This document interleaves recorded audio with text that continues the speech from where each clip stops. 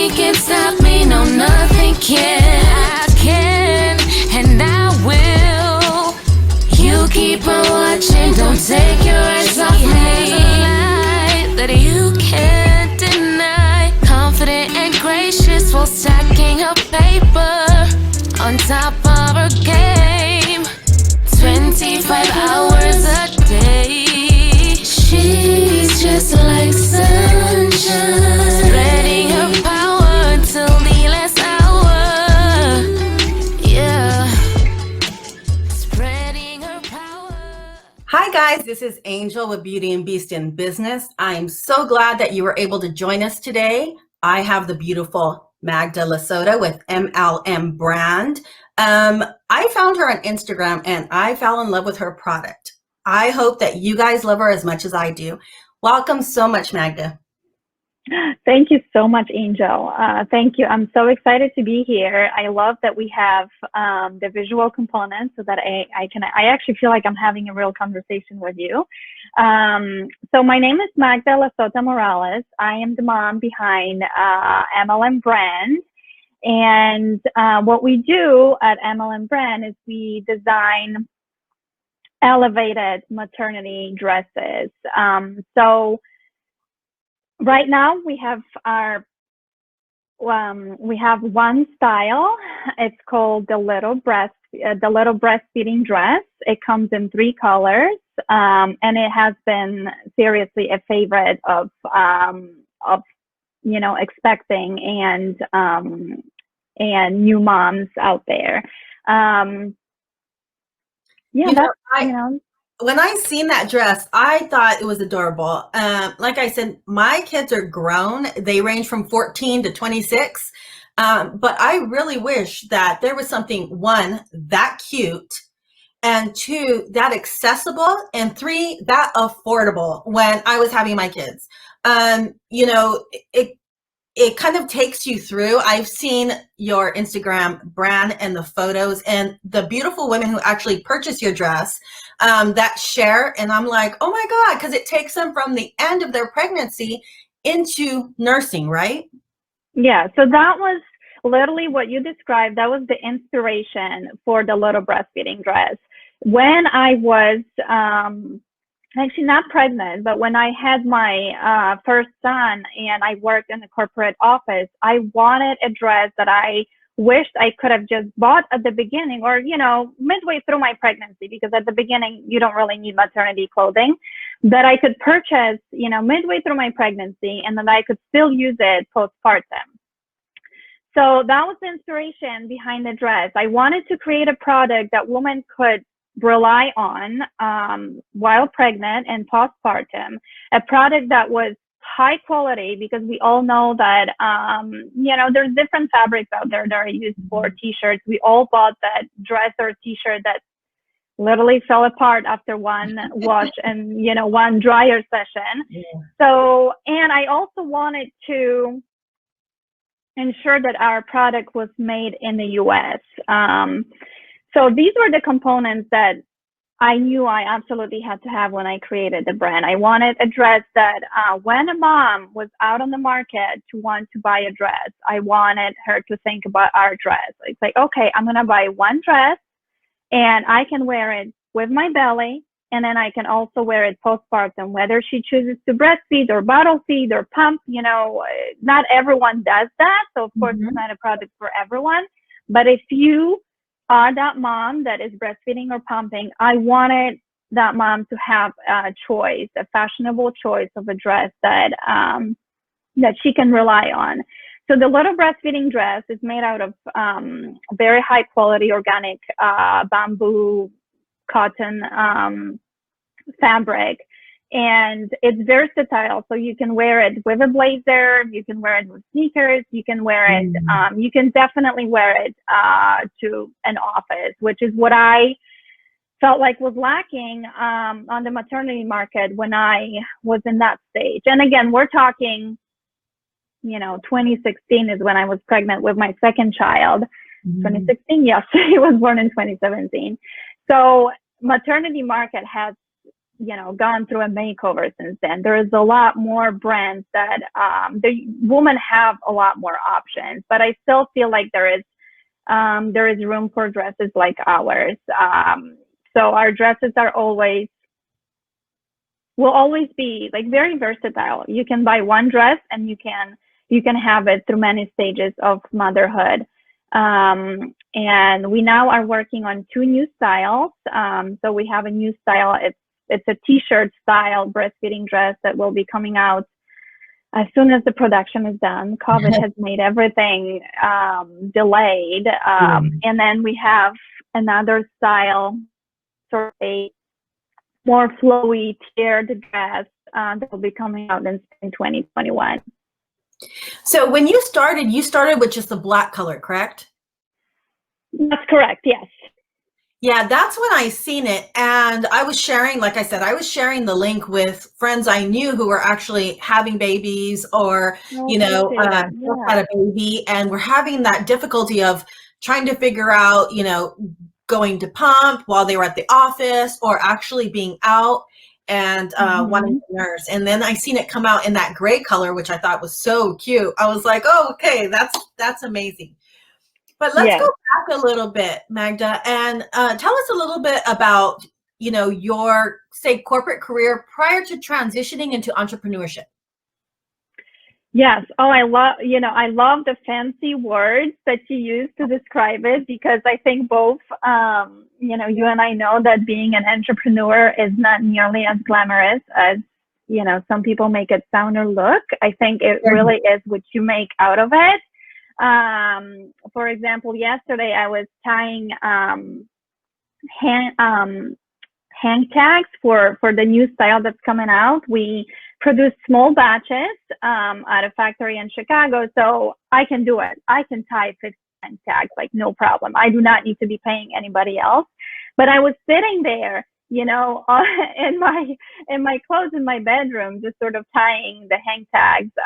So that just goes to show that when you're an entrepreneur, like you get to do some, fun things. You get to do a lot of, you go to different events, you get to dress up, but the day-to-day of being an entrepreneur is not as glamorous.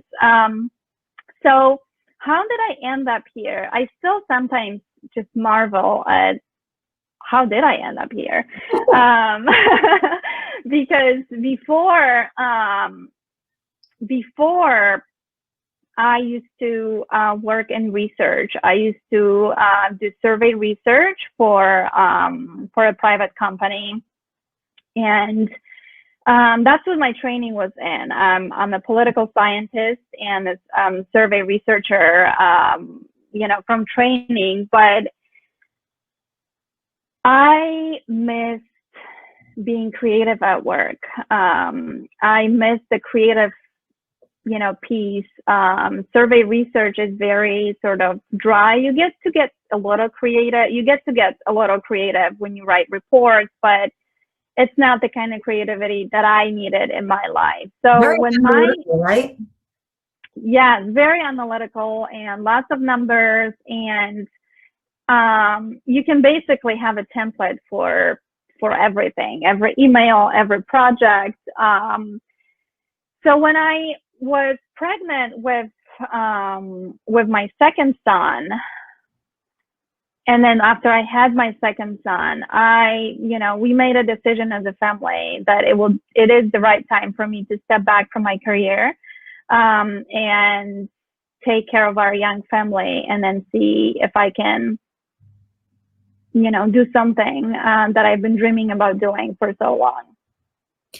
So I also want to ask, first of all, I think that what your career was, your training as, that analytical, that research, I mean, that must have been a great tool to have, a skill to have when you transitioned into entrepreneurship, because when you decided, I'm going to start this business, I want to create this adorable little dress that helps women through their maternity and, post maternity as they're nursing. I mean, how much research did you have to do in order to, one, figure out where am I going to produce it? Two, what kind of materials am I going to use? 3, who do I market to, or how do I market this? Oh, you're so right, because the first thing I did before I even, so I had this idea. I think becoming a mom, one thing that I wanted was more flexibility and really say about, my schedule. Like I wanted to have the flexibility to be with my kids in those early days. So I had, different ideas.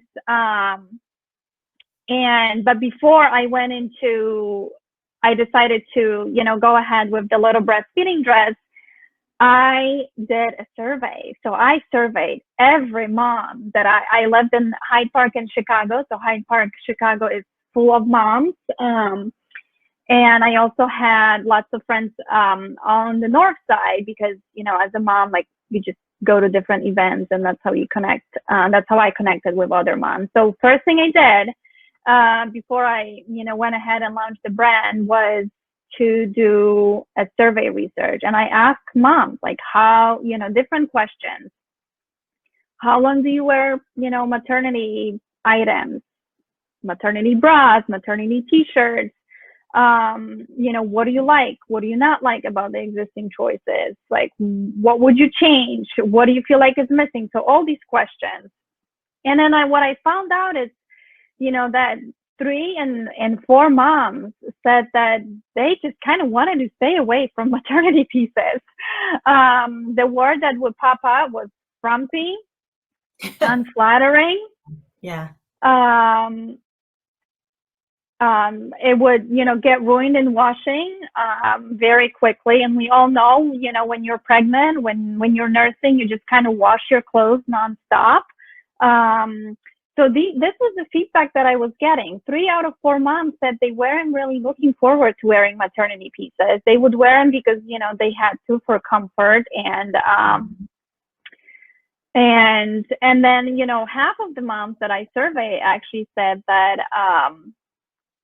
that they weren't that satisfied with the choices offered at big box stores. So I said, you know what? I think I can offer an alternative. So I wanted the piece that we would make. I wanted the piece to feel luxurious. And that is certainly the feeling that you get when you touch the fabric. That's the challenge of selling on Instagram, which is what we primarily do at this point. We have not done, we have not spent any money on marketing or paid ads at this point. I think, in 2021, when the spending behaviors even out a little and we get a better sense of how people are spending their money, we might do that. But at this point, we're just selling on Instagram. And yes, Instagram is very visual. You can show, the fit and what the dress looks like, but it's really hard to convey like how amazing that fabric actually feels on your skin.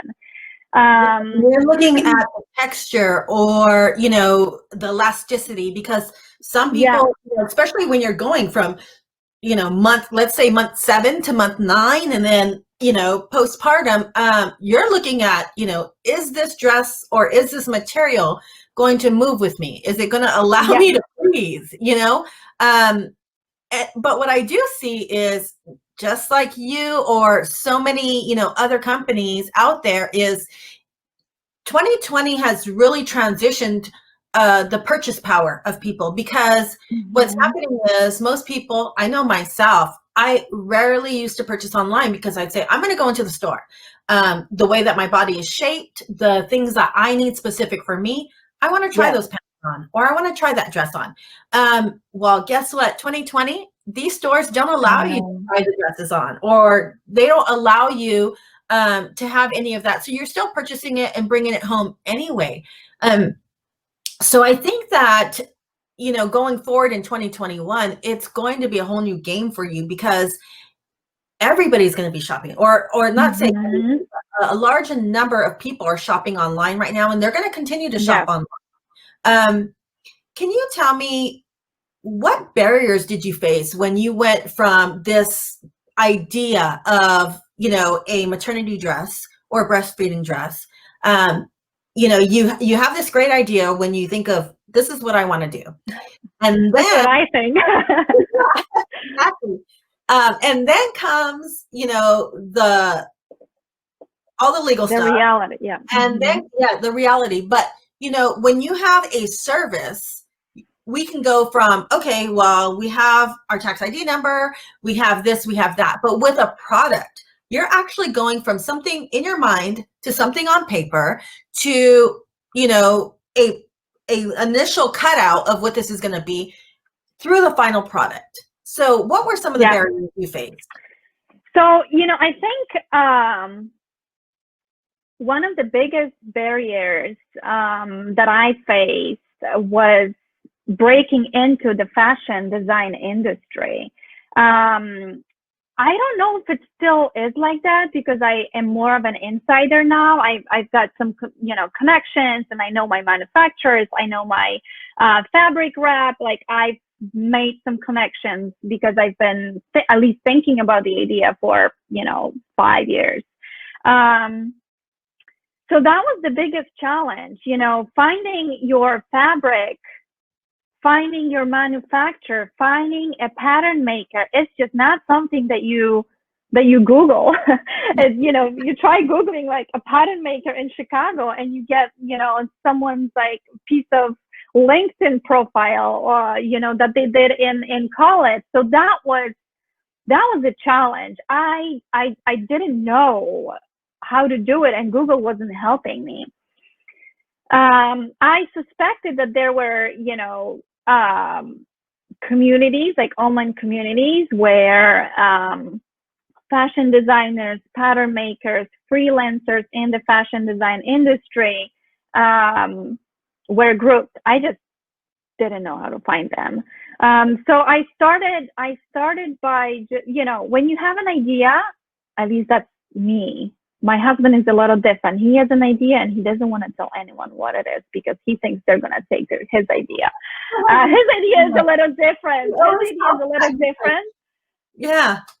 But, you know, when I had that idea, I was so excited. I wanted to tell the whole world, like, I have this idea. I was just excited to share it with the world. So I started by telling friends, and I started by asking, reaching out, saying, do you know anyone? Do you know anyone from Columbia College? It's an art school in art college in Chicago. I could start with a student. And sure, this was the way I found a friend of a friend actually worked at a factory in Chicago. She was a pattern maker, but she worked for someone else. And she also worked as a freelancer for another fashion designer in Chicago. So that was my first person. She pointed me into a direction of my first pattern maker. Now, I'm not going to take you through all the pattern makers and all the factories that I went through, because it sure wasn't, you know. It wasn't an overnight. No, it wasn't overnight, and it wasn't happily ever after with the first pattern maker or the first factory. So the barrier that I mentioned, just breaking into the fashion design community, I still think it's a little secretive. But that was a challenge that I had to overcome.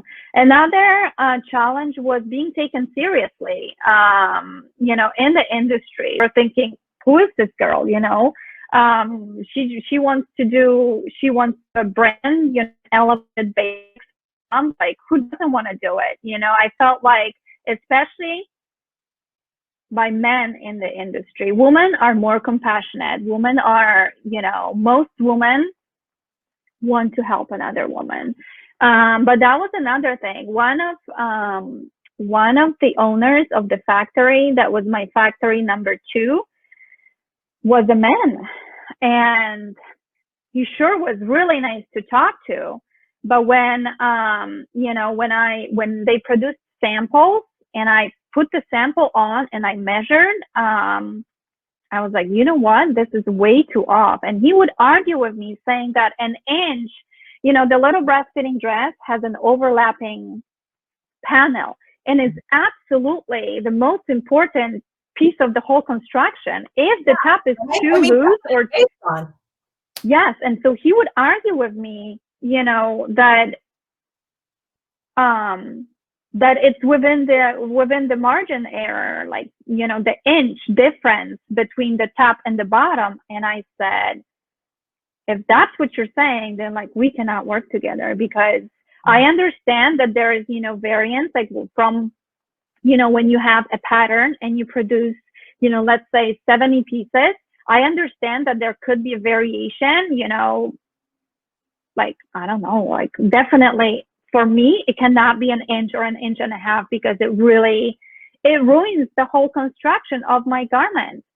So he just would not listen to my feedback. And I was traveling at the time when we had a conversation about it. And I told my husband, I need you to go there and pick up all my fabric, pick everything up.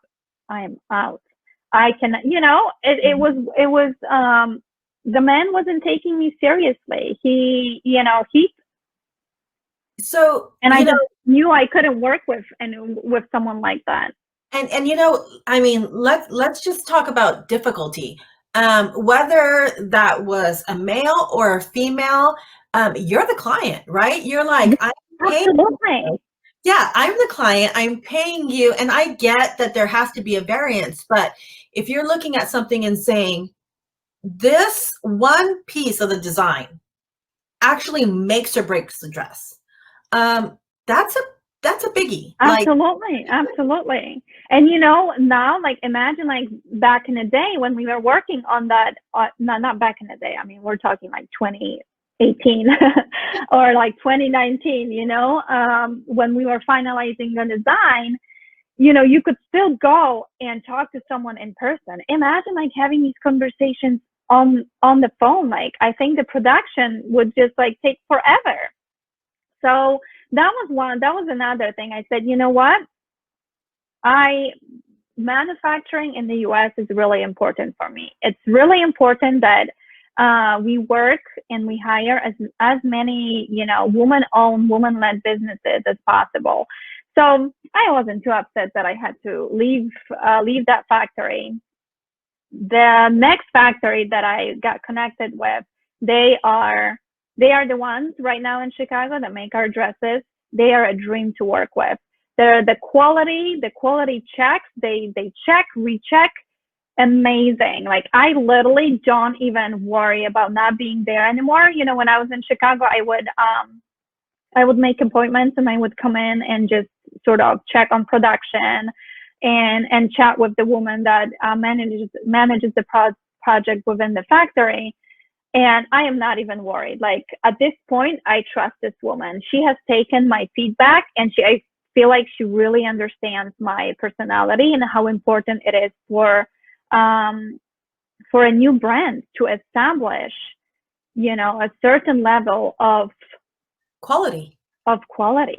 I can't have, you know, woman. And I've had, you know, a lot of our customers actually came back to purchase another dress, either a different color or a dress for a friend.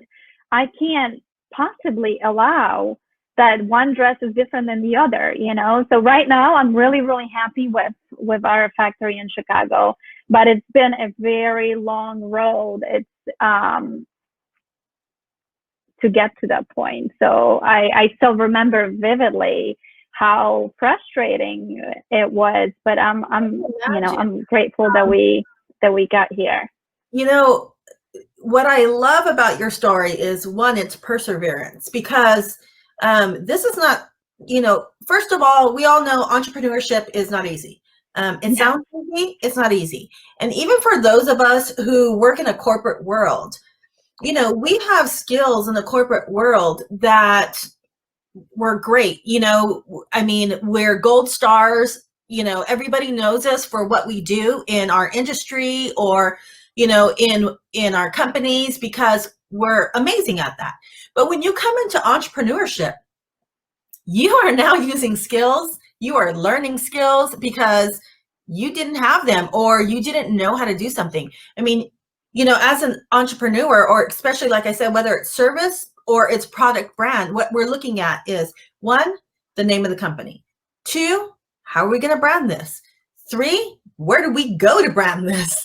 4, how do we market? And we're doing our own books, and we're doing our own marketing, and we're doing our own networking.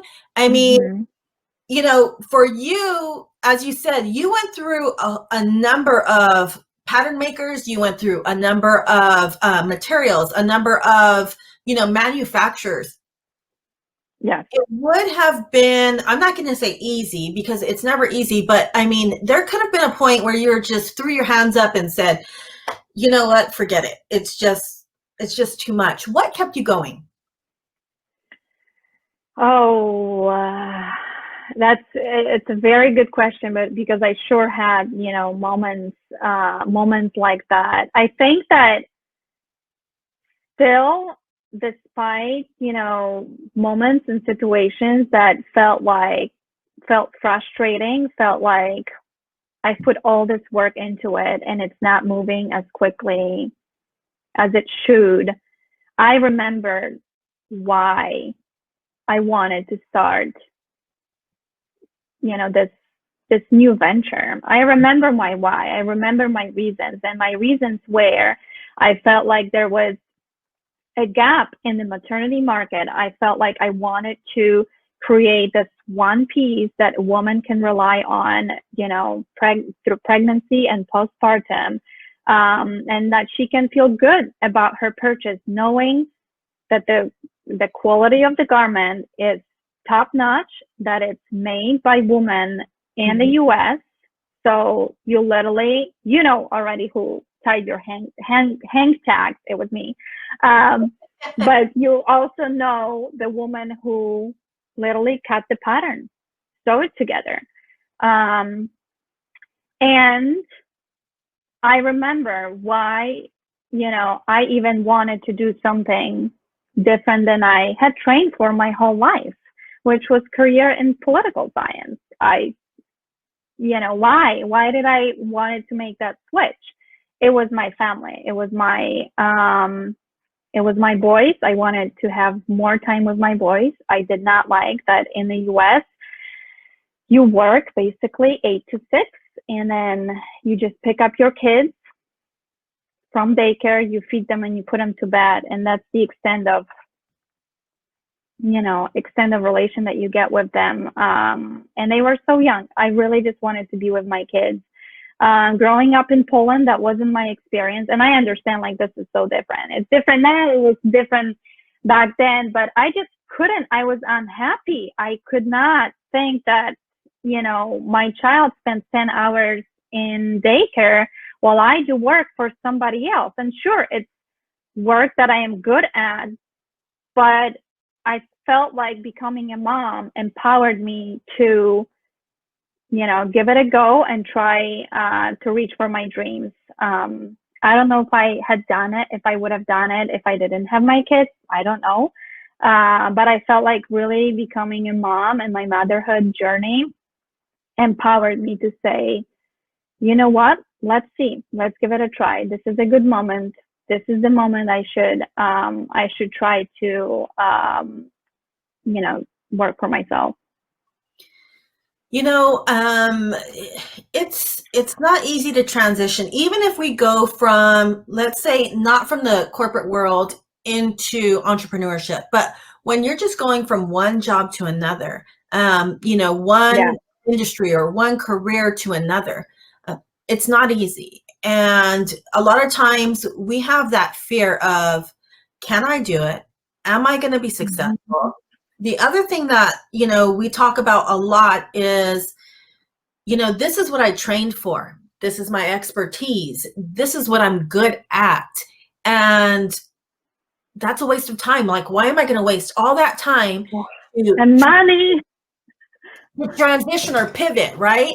I've also heard people say, you know, well, I got to start all over. But, you know, you said something that was really important, which is my why. Why are we doing this? And what's more important? You know, and success is different for everybody. Every time I talk to somebody on this show, we talk about success and what it means. And for some people, it means, you know, it's a specific title or a specific dollar that they're working towards. Somebody else, it might be, look, I need to pay off my, mother's medical bills, and therefore this is my success. And then for others, it's, I have kids at home and I really want to be able to spend more time with them. Or, so how supportive was your surrounding, let's say family or friends, when you decided to make that pivot from your day job into this more creative role? Very supportive. In general, very supportive. And, my number one champion is my mom. I think moms just, yes. And which further reinforces, my drive to keep going. And, very supportive. I mean, I think my husband still is a little skeptical. I think his definition of success is a little different than mine. He is in the medical field, so I feel like he kind of has to think along these terms because of how much money he had invested into his training. And he's still in training. So he still feels like he hasn't been successful. Whereas for me, it was the flexibility to work on my own terms, push myself out of a comfort zone, and do something that I felt like I was truly passionate about, and have more time, with my kids. So I want to go back to something you said earlier. You talked about the difference between Poland and being here. So what was, first of all, we talk about business, we talk about all of these different transitions, but going from one country to another is also a big transition. And it's also, a risk for some people because you're either leaving family behind or a job, a career, what you know. So what actually prompted you to go from Poland here to the US? I was always a bit of adventure. Even when I was in elementary school, like, 7th, 8th grade or high school, I was always the one going on like trips abroad. If there was an opportunity to go for, study abroad in Germany, I was the first one, submitting my application. I just had that craving for the world. And I think, we traveled a lot as a family. So, when we were little kids, so I feel like that's kind of where my craving for the world and the desire to see what the world looked like started. So I came to the US for college. So I was, 20 years old. I started college in Poland, and then an opportunity came up for me to come here, and, I said yes.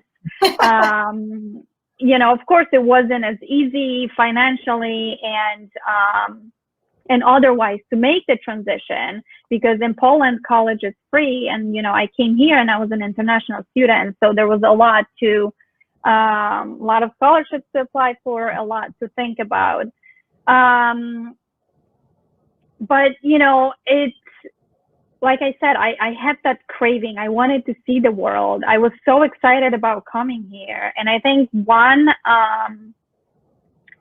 thing that I'm good at is just feeling at home in a lot of different places. So we actually just moved here to Los Angeles from Chicago. And, the transition has been good because COVID, and because now I had my kids and my business that I had to uproot from Chicago and move it to Los Angeles. But it's been fine. It's been great. I was excited about coming to Los Angeles because in a lot of respects, I feel like any opportunities for entrepreneurs are very similar to those in Chicago.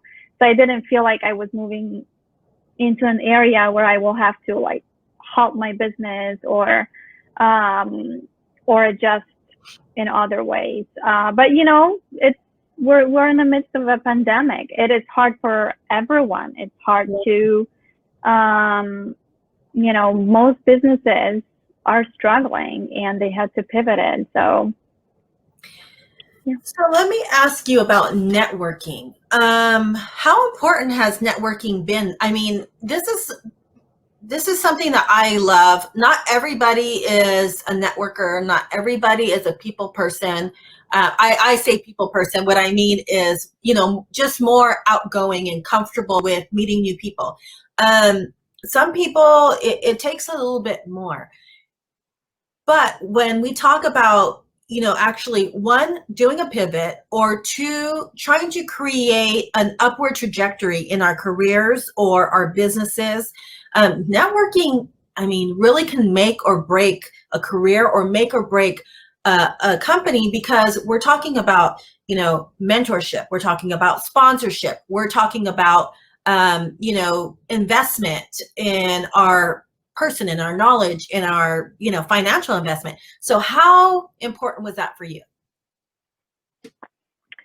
So I actually am a people person. I'm a woman person.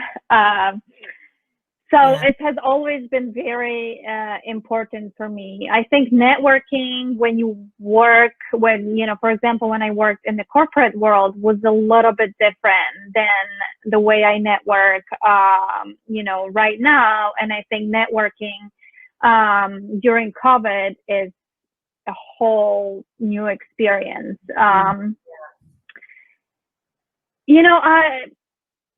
I think it's very important, and I try to always put myself out there.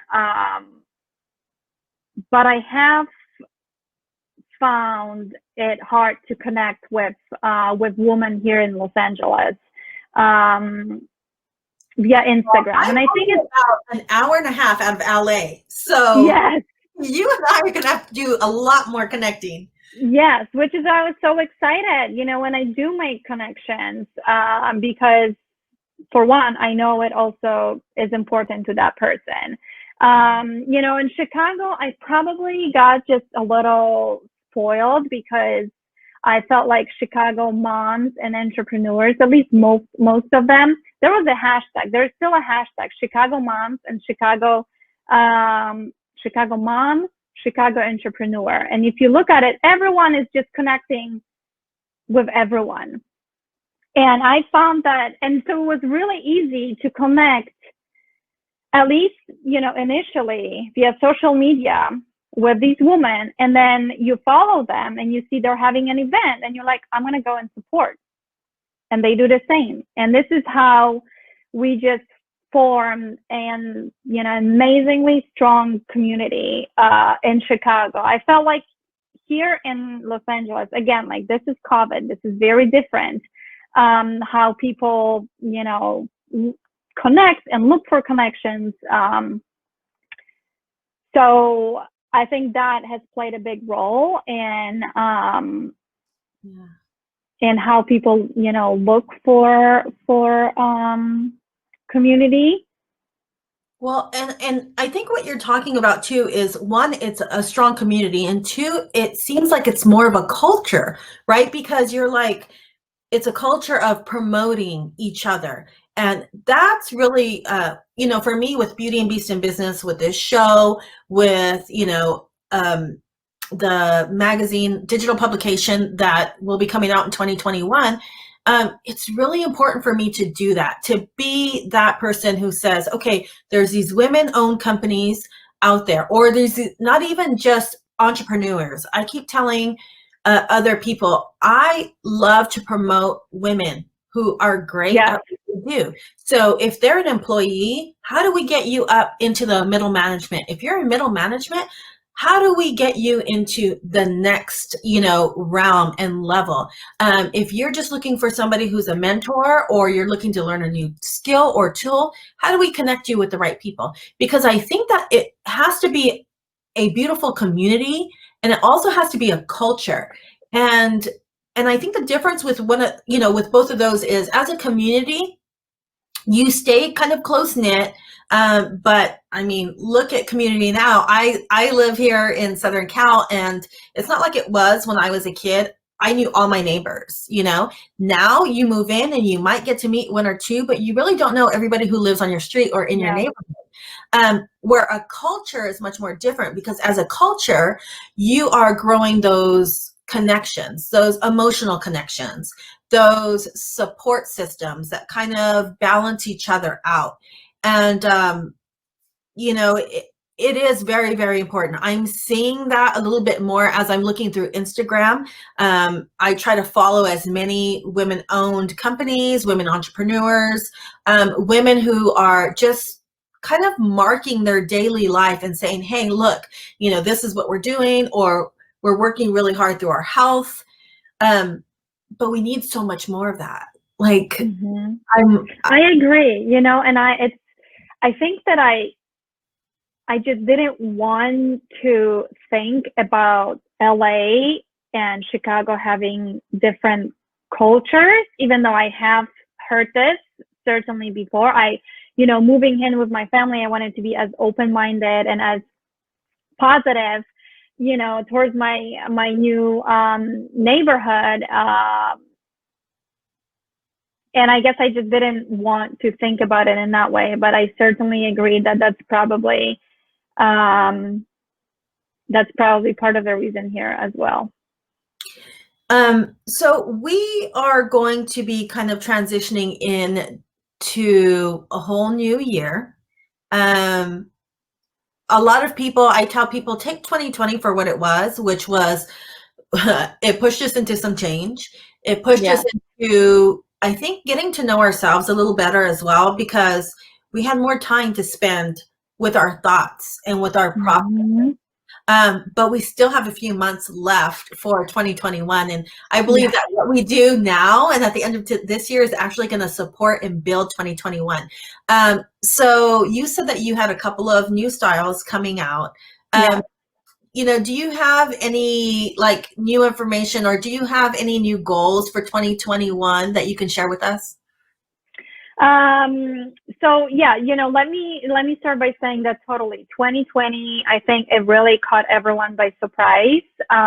You know, we didn't know, you know, that the pandemic would just last so long, and in what ways it would really impact our lives as we knew it. So early on, you know, knowing the kind of dress that we carried,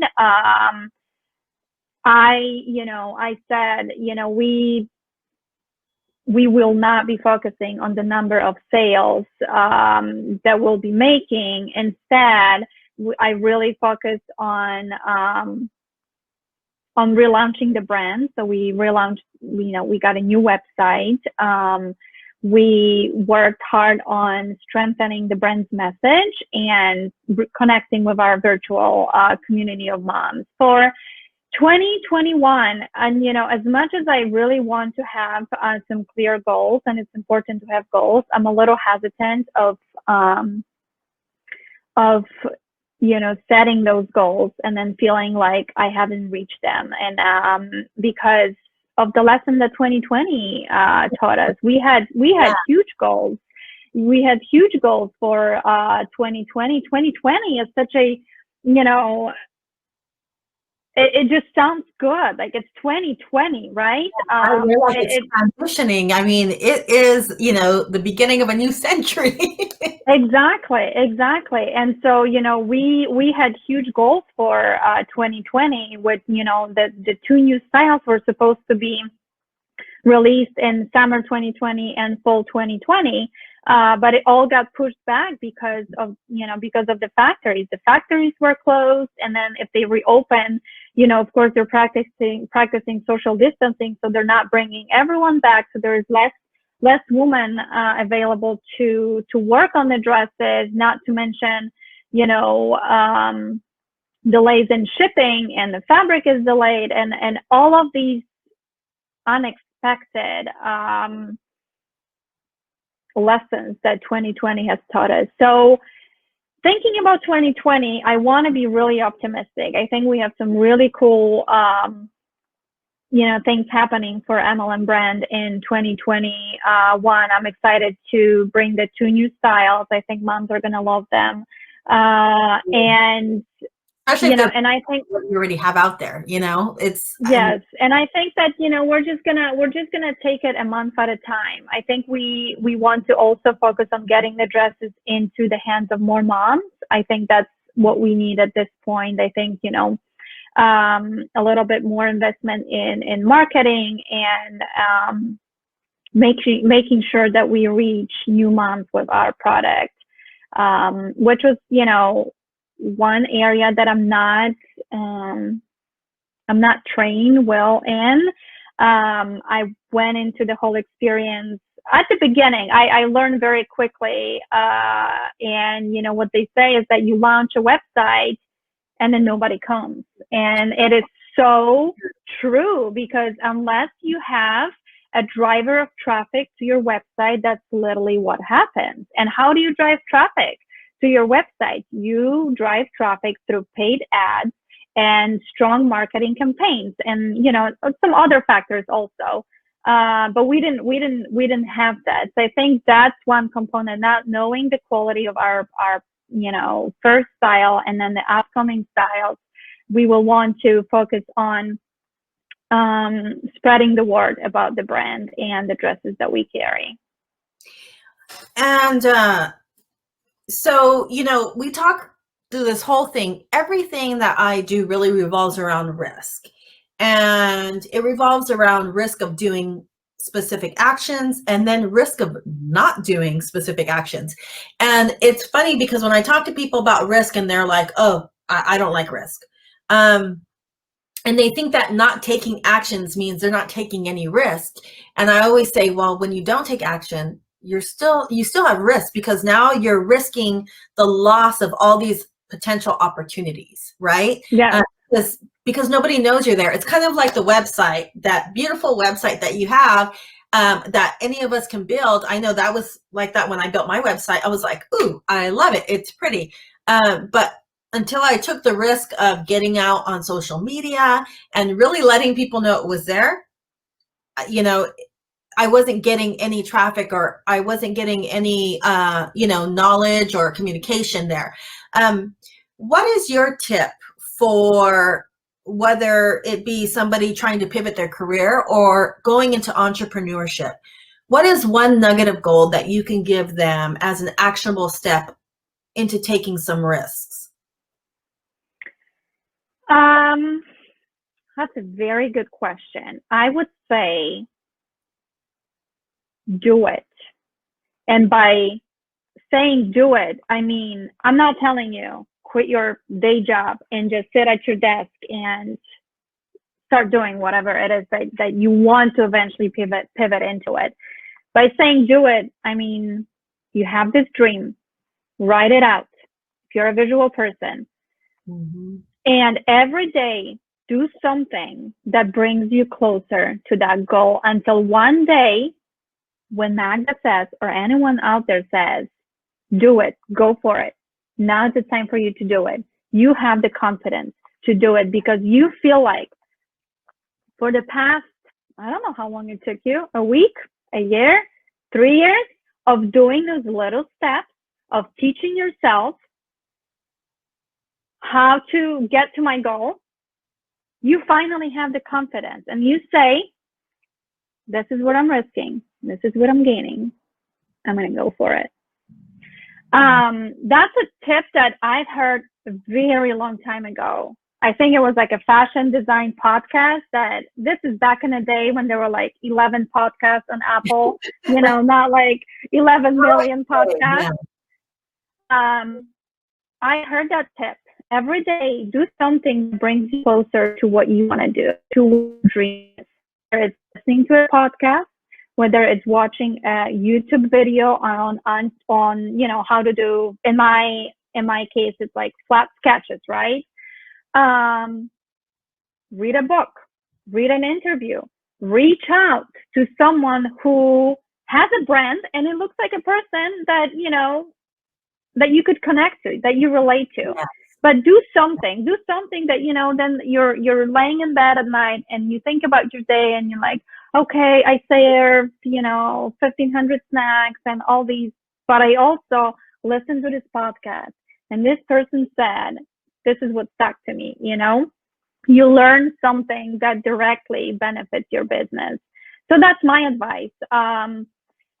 And I think that it's important because there's so much to learn about the new business. For example, the whole financing and the whole financial side of starting your own business. I feel like there's more people that who talk about it openly, like how expensive it is. There's still, you know, like a taboo. Like everybody talks about, you know, what a wonderful brand they have and awesome pictures and how it tells the whole story. But can we talk about like how much it costs? And you look at the brand and they started 10 years ago. It did not happen overnight. That person was working hard day in and day out on that brand for many, many years. So number two nugget I would say is don't compare yourself to anybody else out there, because it's your journey. You are walking it. Nobody else has ever walked in your shoes before. So you can't compare yourself. And that's kind of, you know, this mindset helped me stay the course of launching my own maternity fashion, doing, you know, learning something every day, whether it's the name of a new stitch or, you know, a lot of things like that. And just remembering that, you know, this is my journey and this is my brand. And it doesn't matter that it's taking me a year to, you know, to produce one style when other people and more established brands, you know, are launching 17 or, you know, whatever the number is. Yeah, you know, I love that you said whether it's even just learning a new stitch, because what happens is when we talk about self-growth, when we talk about learning something new or accomplishing something every day, we see all of those people on social media. We see all those people on LinkedIn. You know, we see all the people on TV, and we think, oh my God, they accomplished so much every single day, or they learned all of this stuff in one day. But we don't recognize that, one, they're usually not a team of one. They have a full team behind them. They may have financing and marketing and legal, and, you know, they have all of these other things. Even something as simple as, you know, they have somebody cooking their food and, you know, doing all these things where, you know, in our lives, or in most of our lives, we are the one making meals. We are the one working our daily jobs. We are the one feeding our kids, doing online homework. You know, we're doing all of these things. So, you know, listening to a 30-minute podcast while you're making a meal, or learning a new stitch, or, you know, actually sending an email out to somebody that might potentially be a connection you can use later. Ladies, that's an accomplishment. Like, absolutely. I will be your biggest cheerleader. That's an accomplishment. So I love that you said that, Magda, because it's not always the big things. It's those small things that we do once or twice a day. And if we do, let's just think about this. I tell people 15 minutes per day. You're like, what can I do in 15 minutes? Now you add that up times 7. You have over an hour worth of work that you've accomplished that week. So it's that little thing. And 2, comparison is heartbreaking. You know, we look in the mirror, we compare ourselves to whoever, because we're like, our skin's not that clear. Our, you know, that clothing doesn't fit us right. We don't have the right hair. We compare ourselves in our work because, you know, Mr. X, Y, and Z is doing the same thing we are and making $20,000 more. And so we're making that comparison. What are we lacking? Doesn't mean you're lacking anything in your skills. It just means that maybe it's confidence, or maybe you need to continue to work towards whatever. So comparison will kill our dreams. Don't do that. Don't do that. No. Yeah, Magda, I have really enjoyed our conversation today. And I think likewise, Angel.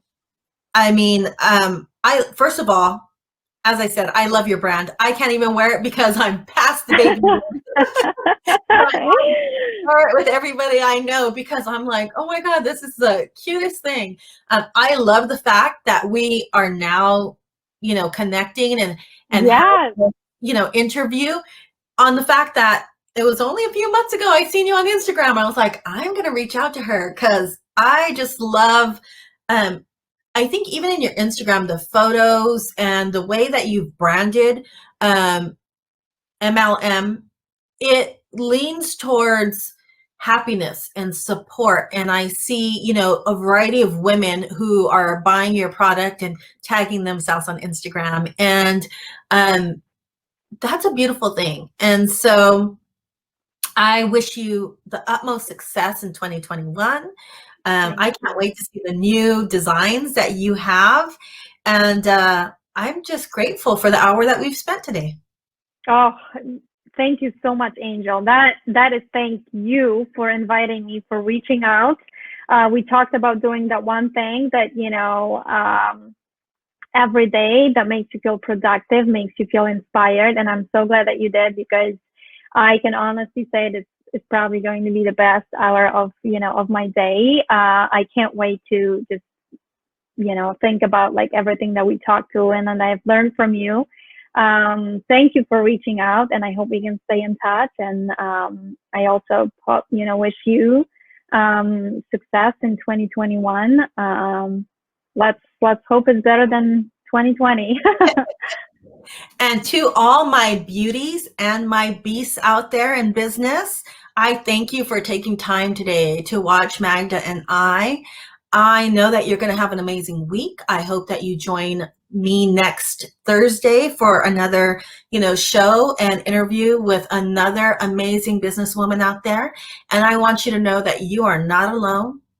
There are millions of women out there who are, doing their day job. They are struggling. They have successes. They have fallbacks.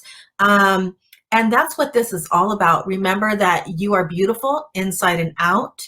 You are a beast, because that is the strength and perseverance that you need. And I'll see you next week. Thank you so much.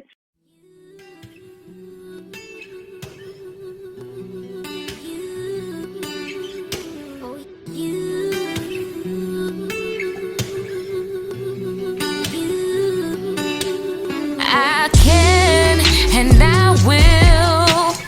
Nothing can stop